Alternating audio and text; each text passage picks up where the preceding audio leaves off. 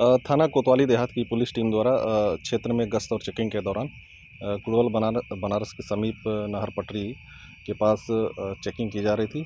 Checking के दौरान एक संदिग्ध वाहन को रोकने का प्रयास किया गया, लेकिन संदिग्ध वाहन रुका नहीं और नहर पटरी की तरफ अपनी बाइक भगाने लगा।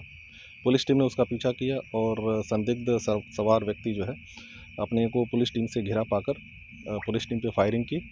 जवाब में पुलिस टीम ने फायरिंग की, जिससे उक्त दोनों बदमाश घायल हो गए और इनको तत्काल जो है जिला हॉस्पिटल में उपचार के लिए भर्ती कराया गया। प्रारंभिक पूछताछ में इनके द्वारा विगत दिनों कोतवाली देहात में जो चैन स्नैचिंग की घटना हुई थी, उस घटना में अपनी संलिप्तता कबूल की है।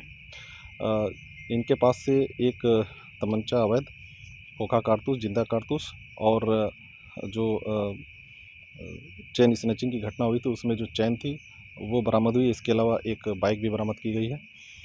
दोनों अभियुक्तों को हिरासत में लेकर पूछताछ कर आगे की विधिक कार्रवाई की जाएगी।